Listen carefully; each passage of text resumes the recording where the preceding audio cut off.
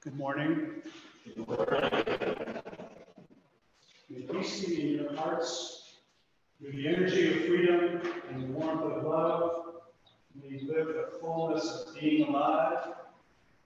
And in that fullness, find peace. With justice and understanding that humanity be at peace, and that all life on earth live together in balance and peace.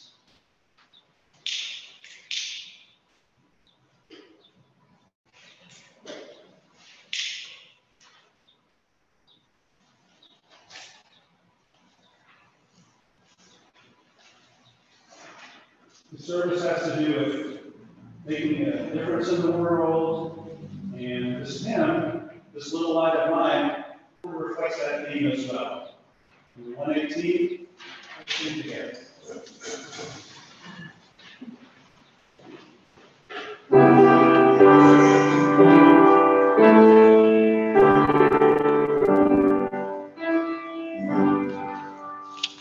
This little light of mine, I'm gonna let it shine. This little light of mine, I'm gonna let it shine. This little light of mine, I'm gonna let it shine. Let it shine, let it shine, let it shine. Everywhere I go, I'm gonna let it shine. Everywhere I go, I'm gonna let it shine. Everywhere I go, I'm gonna let it shine. Let it shine, let it shine, let it shine. Building up the world, I'm gonna let it shine. Building up the world, I'm gonna let it shine. Building up the world, I'm gonna let it shine. Let it shine, let it shine, let it shine.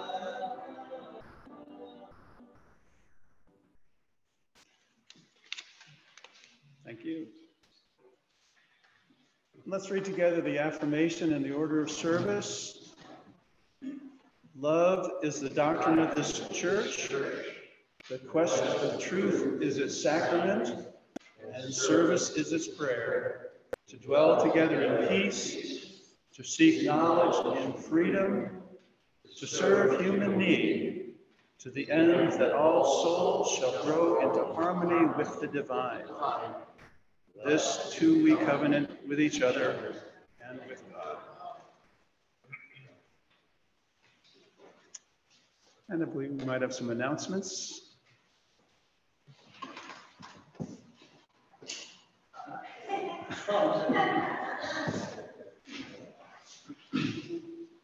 Next week is Fall River Pride Day in the church.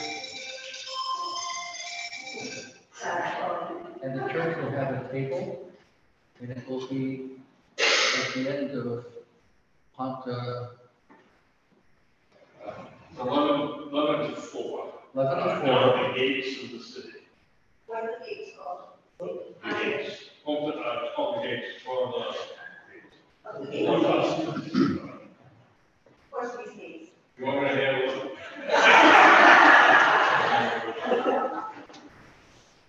Thank you, Richard. This will be, third or fourth. I don't know. We participated in Fall River's annual Gay Pride event. This year it's relocating down to the waterfront at what's called the gates of the city. In Portuguese, it's called House Nacional. It's adjacent to the Maritime Museum.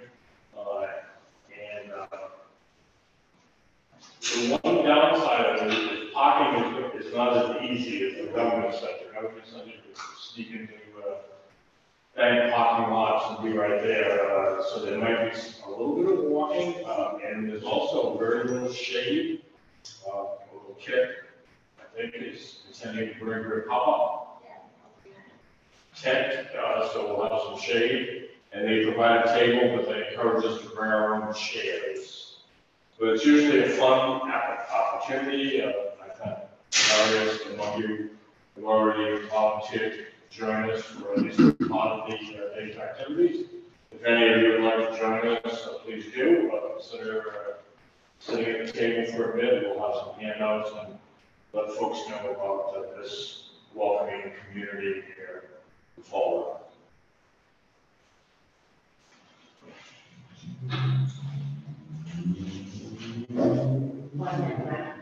So thank you, Ken, for being able to join us again this morning. It's so nice to have you here. And I want to say it's countdown, you know that we have 3 more Sundays that we're going to be here, and then we'll post for the summer. Rich will be our minister. No. No, not next week. Yes, you are. Oh, next week. Next week? Yes, not the last time, not the last one, yes. So, thank you. Good morning. We're, as usual, reminding people of the Course in Miracles, which is every Friday on Zoom. Our leaders are Reverend Richard Trudeau, former professor of math and history of astronomy at Stonehill College. Al Ayujo, who was deputy director of the Star Wars program in the Reagan administration. And Dave Lawson is a psychologist, and Dave is somewhere in Illinois or Missouri. Illinois. Yeah. He was on the Rock Island, he said. And Angela Rex Ryan, who is a commentator and Course in Miracles. And Donald, who is our ever-present, ever-ready coordinator.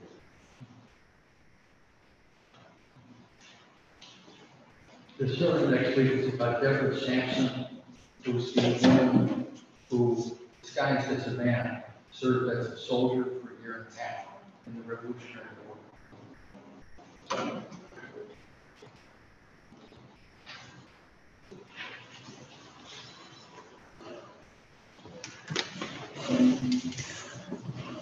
Well, thank you for inviting me back. Good to be here. Good to see you all. We are a Unitarian Universalist congregation, which means to me that we are a support community for people on various journeys towards ultimate goals, such as love, or peace, or justice. And one of the ways we support each other is by attending to the relationship between the larger world and its support and the micro world and our support, and know that they are mutually reinforcing. When we are supportive, that supports the larger world. When the larger world is supportive, that supports us. This has been true for us through our history. The earliest Unitarians in Transylvania were mutually supportive as a congregation, so their congregations were supporting each other, but also supported their king, a Unitarian, who passed the world's first edict of religious tolerance. And that a law allowed the Lutherans, Calvinists, the Roman Catholics, and the Unitarians in Transylvania to coexist without religious wars. It's a good thing. The early Unitarians in Poland formed cities and wove into the city charters the Beatitudes of Jesus, hoping that those attitudes and principles would make those cities supportive for their populations. The Unitarian transcendentalists in America would meet Emerson, Margaret Fuller, Orestes Bronson Alcott, and talk about ideas and support each other in their writing and ideas, but also talked about how to help society be better, how to improve society. So they were involved again in that confluence of macro support and micro. We do not have a monopoly on this kind of support. And I think particularly, as Donald acknowledged, this is Memorial Day weekend. Soldiers would do the same. They would be supporting each other through their most horrible, terrible moments of their lives. And ideally, and at their best, be doing a thing for the macro world to fight tyranny and help the world be a better place. And so I honor our Unitarian forebears and our soldiers. And that's what today's service is about. It looks at the macro level, knowing that when the macro support is happening, we benefit. And as we are a supportive community, the macro world benefits as well. In the story, in the sermon, I kind of tell a story, not a story with a lot of events, but a kind of a story that's true and not really true. I wouldn't take it literally. This is not a story to be taken literally, and yet has some truth to it. And I offer this story out of my caring for you and for the world. And I hope that in the world, we all have our needs met such that we can live the full richness of being alive.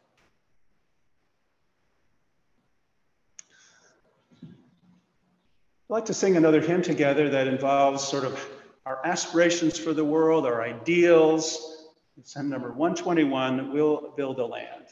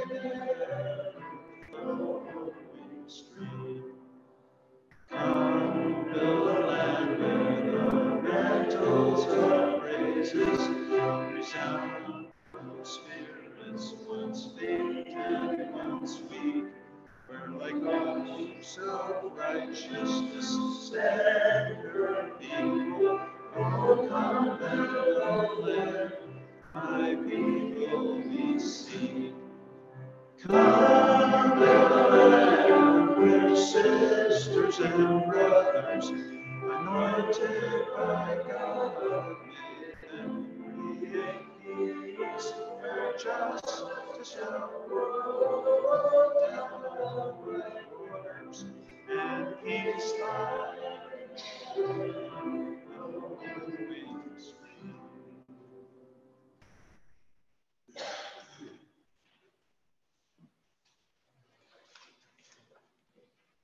My reading this morning, probably familiar to you, from the Constitution. You might listen for what it is promising. We, the people of the United States, in order to form a more perfect union, establish justice, ensure domestic tranquility, provide for the common defense, promote the general welfare, and secure the blessings of liberty to ourselves and our posterity, do ordain and establish this Constitution for the United States of America.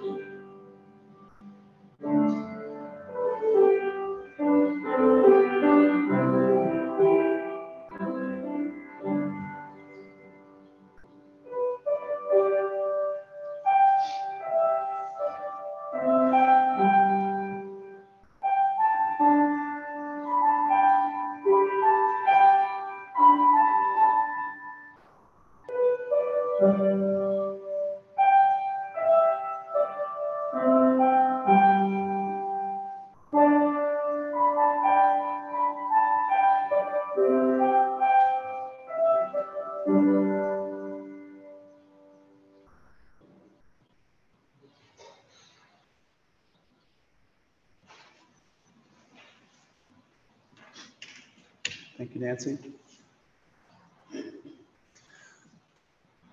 Good morning, friends and fellow Americans. The presidential campaign has begun, which has prompted my thinking about what I want our next president to do. Not hearing all of what I want from our current candidates, I decided to take on the job myself. So today I announce my candidacy for President of the United States.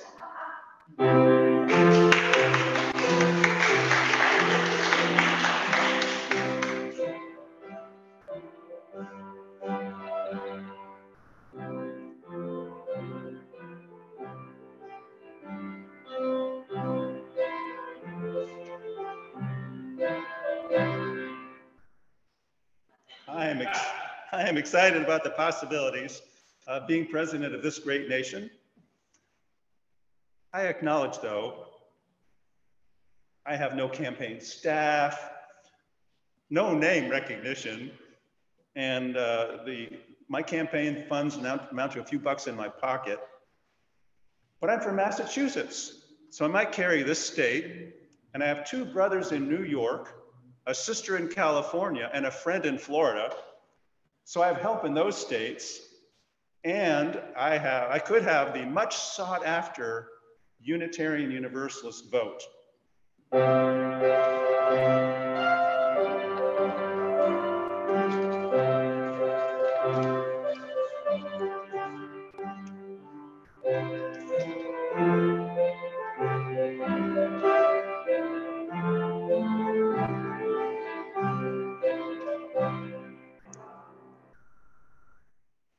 first thing I will do as president is give the inaugural address.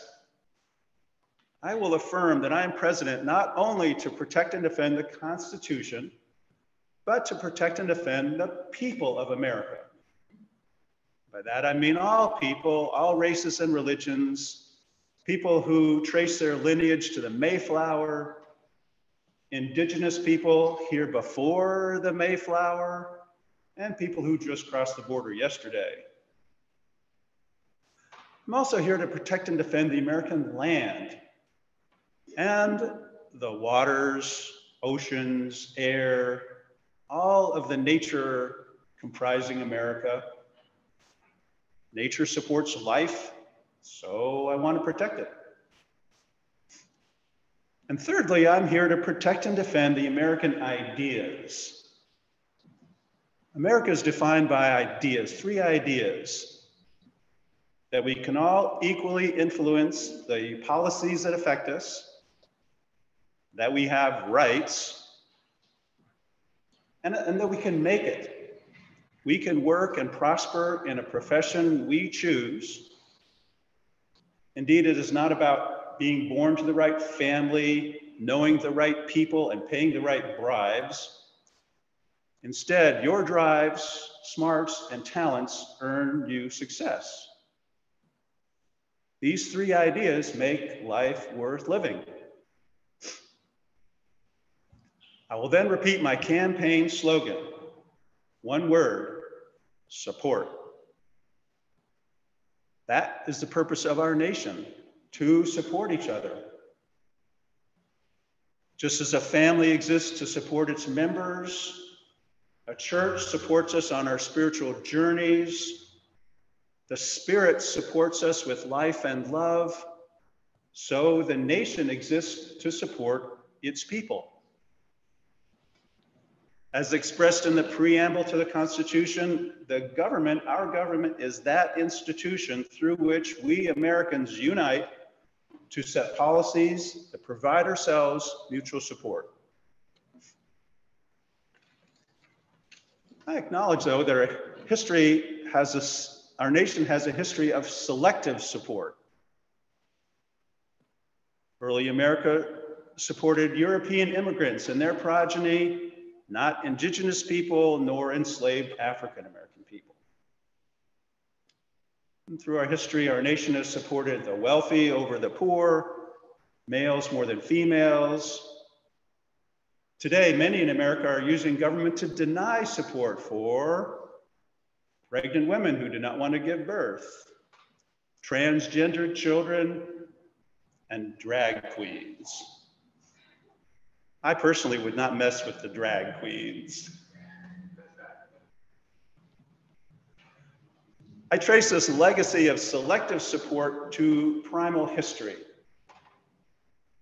Primal clans, when they interacted, had 2 options, trade or take.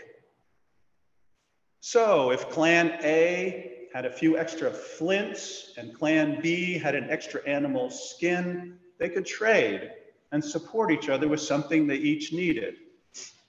After the trade, they could lounge around the campfire, smoke a peace pipe, have a beer, and walk away, the better for the trade and at peace with each other. On the other hand, maybe Clan X wants it all. Keep the flints, take the skins, and anything else Clan Y possesses. Clan Y would not want their belongings taken, so to take, Clan X has to use violence. Most likely, Clan X would kill everyone because any survivor would seek revenge. After the taking, Clan X is richer, but not as peaceful and content as the trading clans. Indeed, knowing violence, Clan X has to remain in perennial war to prevent what they did to others being done to them. Obviously, this is not support. Since primal days, history has seen both trading and taking.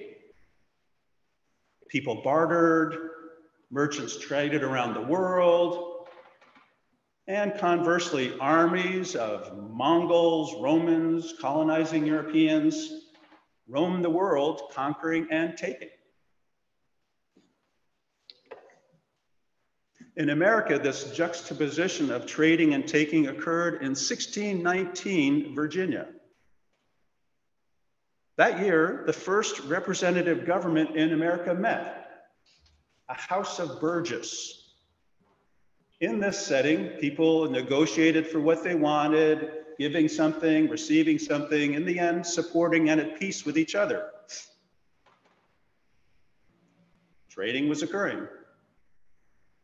1 week after this first Burgess meeting, a ship landed in Virginia bearing 20 kidnapped Africans who were sold into slavery.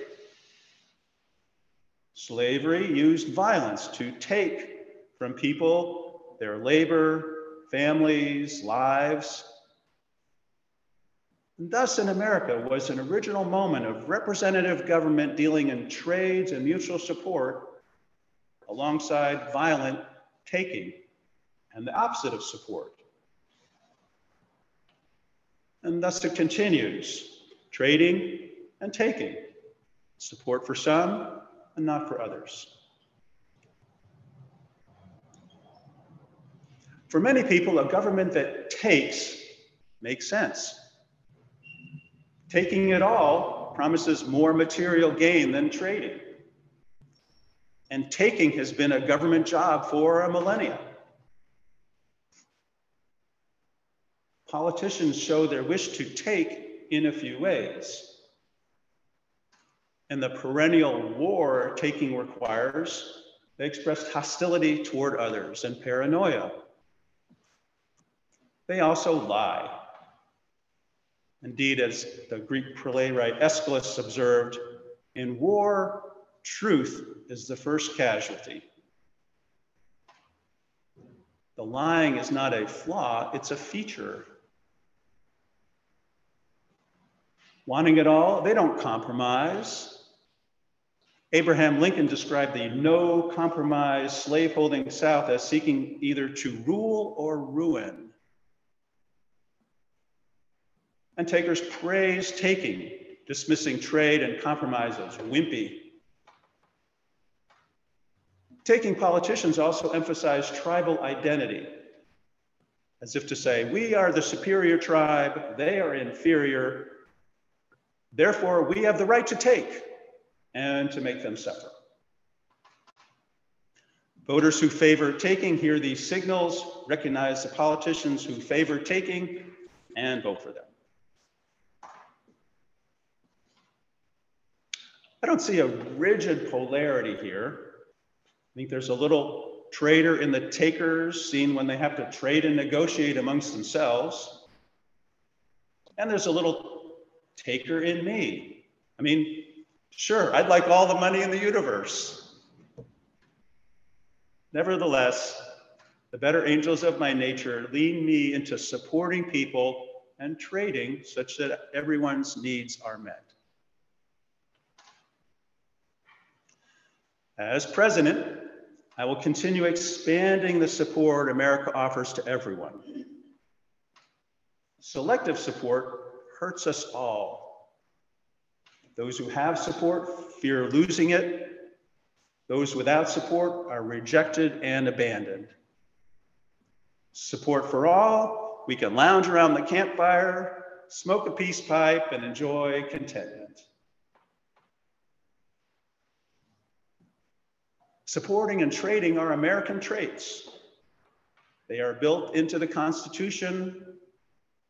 When George Washington welcomed the peaceful transfer of power to the second president, John Adams, it was a move away from a taking autocracy and toward a supporting democracy. The Lincoln administration supported Black people by abolishing slavery.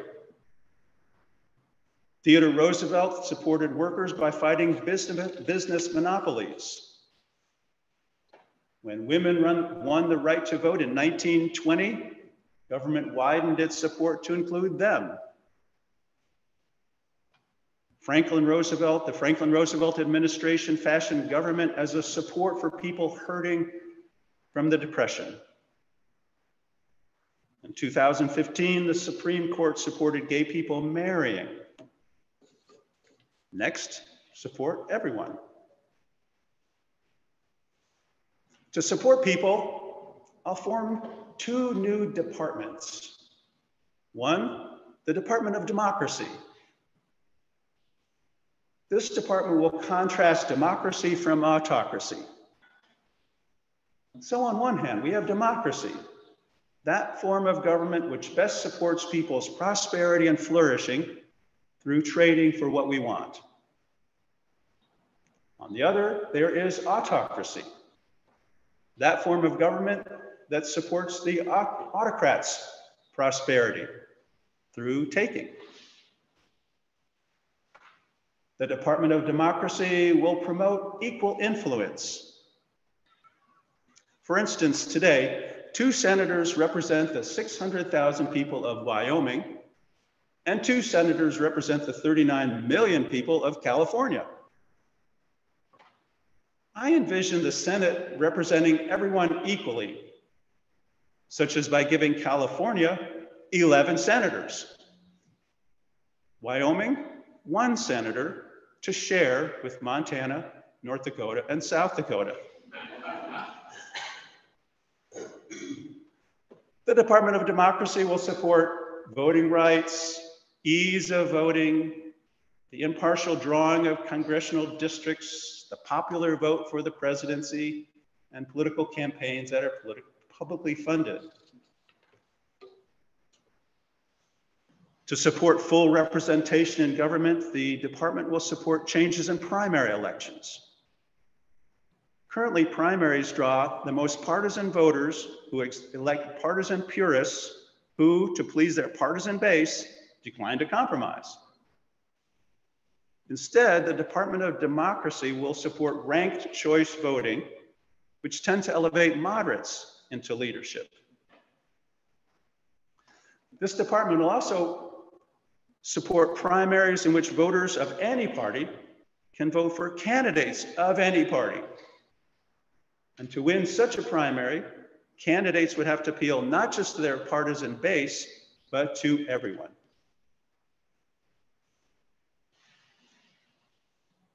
To heal our country's racial divisions, I'll create a second new department, the Department of Racial Justice and Equality. This department will acknowledge the ill effects of slavery and colonization and their legacy in a hierarchy in which some take from others based on race. Acknowledging such a truth is like an accurate diagnosis, and an accurate diagnosis guides healing. You wouldn't want to go to your doctor and get an inaccurate diagnosis. And to heal, the department will promote the equal valuing of all people. As president, I will support other supportive policies. Here are a few. I'll support a healthy climate by supporting the shift from burning fossil fuels to electrification powered by renewable resources. I'll support Ukraine, a stay against autocratic taking. I will not force pregnant women to give birth, which is an involuntary servitude, to a fetus. I'll support public safety by treating gun ownership and use as similar to automobile ownership and use, with attention to safety. That means training and licensure for gun owners, rules for who can own a gun and where people can use guns, technology that prevents the destructive use of guns and limits to the lethality of the guns people can own, which means no assault weapons. I observe regarding guns, I observe that something difficult to give up once helped people survive. In this case, guns once helped white people take from and then survive reprisals by indigenous and enslaved people. So somewhere in our muscle memory, people equate guns with survival, which makes them difficult to give up. Maybe also as American demographics shift, such that by 2045, white people will be the minority in America, they fear that what they did to people of color will be done to them, and so see guns as protection. I'll support immigration. To reach America requires determination. The "you can make it here" idea attracts people who offer us their determination as they create businesses that benefit us all. I'll support greater economic equality because equal societies are healthier and happier. Unfortunately, between 1963 and 2012, the richest 0.1% of Americans went from holding 10% of America's wealth to 22%, an increase of 12%. During that time, the bottom 90% went from owning 35% of America's wealth to owning 23%, a decrease of 12%. Some taking has occurred, leaving the 90% discontent. To support all Americans, I'll propose policies that supports everyone's financial security, such as a public health insurance option. If, say, a third of our country, 100 million people, bought into a public plan, we would have bargaining power to lower what we are charged by profit-taking medical providers. Plus, with a public option, people would not be beholden to exploitive jobs for their insurance. I'll propose a public bank. Today, people with less have to pay more for check cashing and other financial services. A public bank would offer free banking. Plus, it could offer microloans at low or no interest for people wanting to free themselves from poverty by starting a small business. Bank branches could locate in America's ubiquitous post offices. I'll support lowering housing costs by increasing housing supply. And I'll offer more support for housing insecure families and their children. In 2020, we spent $53 billion on housing vouchers for the needy, while giving away $193 billion in tax breaks for homeowners. To prevent children from suffering the suffering that accompanies homelessness, I'll boost the housing vouchers to match the tax breaks. And I'll work on healing the divisions in America. Trust in each other is low, but when we are in awe of how amazing we are, people support each other and work together.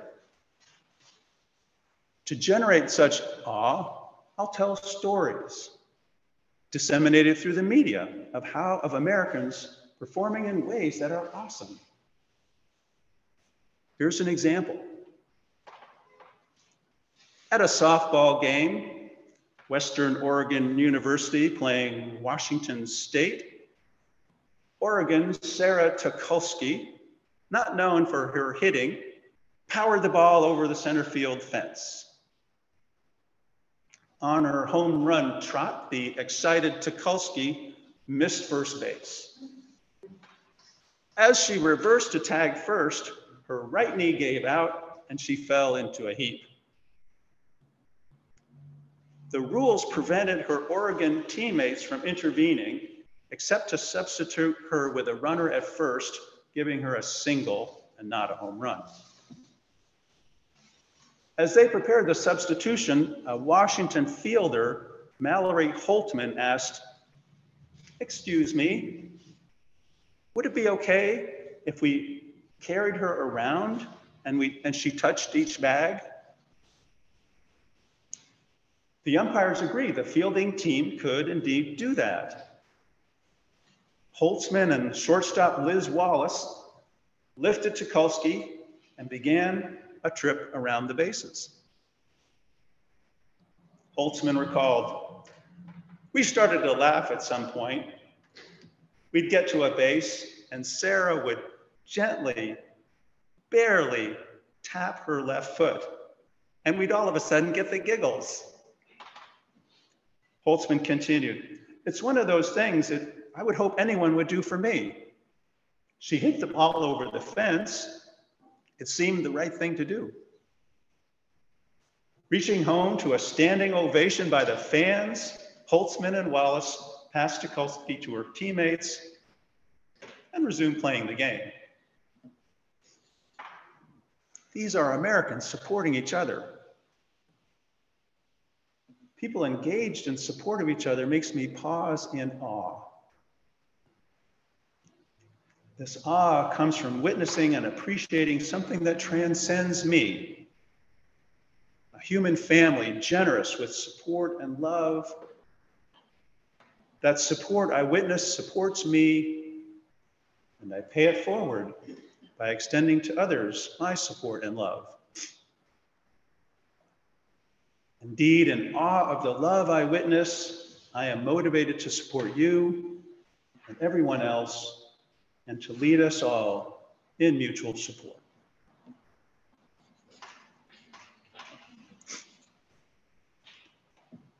Well, I've spoken, and with Donald's help, I want to invite any of you, if you wish, to state what you would do if you were president of the United States. What would be one thing you would want to do as president?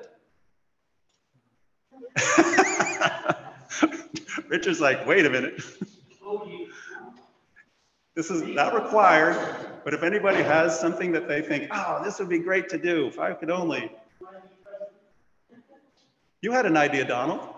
Yes, I would like to be president because I am the Donald. I am the Donald. Because I will do it my way, the Milky Way. Donald Milky. Donald So slash. I would want to set a committee that was sure that everybody has food. Yeah.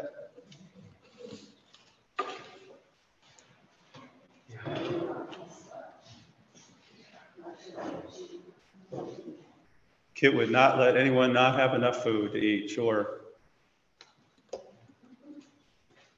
For medicine. Medicine.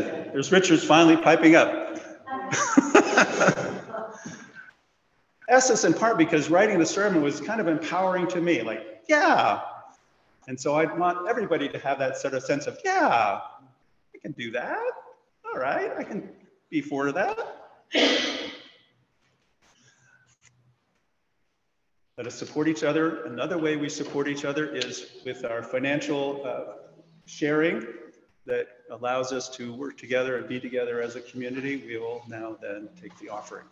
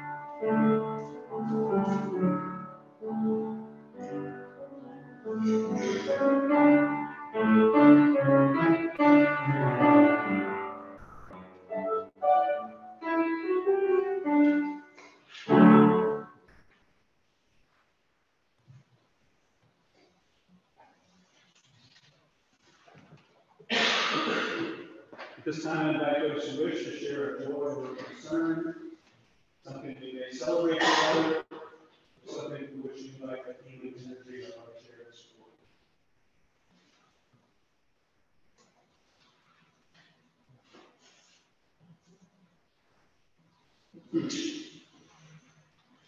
I do a lot of work at the House of Hope, which was a sober house in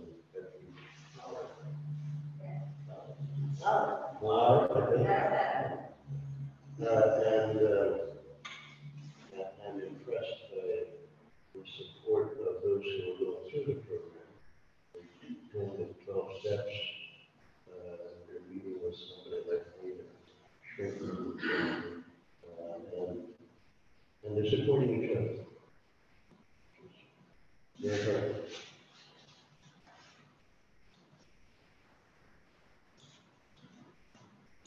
I have one concern. This week, a friend through David Ranky had brain surgery and stuff, and she's been on the run. And we've been trying to communicate with her. It's been unfortunate. My blessings are with her. I offered to go pick her up where she was in New Bedford, drive her into Boston to the Mass General Hospital, because I was concerned about her health, but Dave's concerned too. She's missing. We don't know where she is. She ended up in Taunton, as was last Galleria Mall, as I was told, but there is no Galleria Mall. So we've been concerned about her and hoping and praying that she finds where she's going or reaches out so we can help her. I'm trying to do everything I can through Facebook and everyone and posting and saying, did anybody see her or know her? Please reach out to the House of Hope, reach out to Dave Ranky here. Just that she had that brain surgery, so right now her brain's not, as David's told me, not functioning properly. But she's outside, she's out there, and we're not sure where she is. So if we all pray and hopefully that communication we can get to her, that I can be able to meet up with her and hopefully be able to get her in my days, get her back to Mass General where she belongs to get the assistance she needs. just to add on to that, she did communicate with me, but she doesn't read my text apparently. And she doesn't say where she is. So we can't get her. What's her name? Heather. Heather.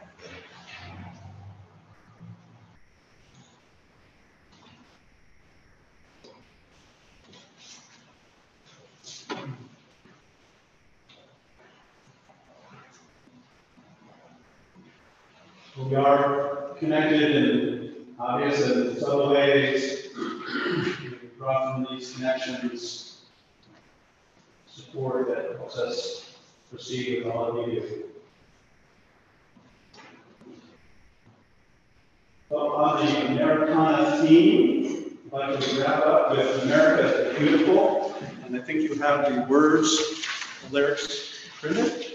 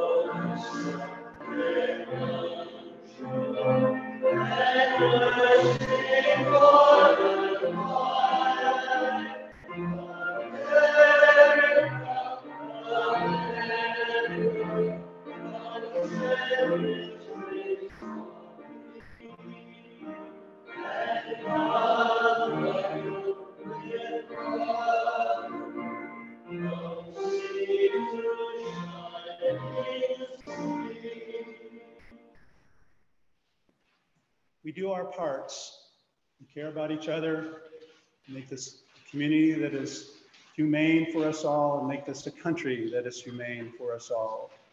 And may we go in peace. Amen.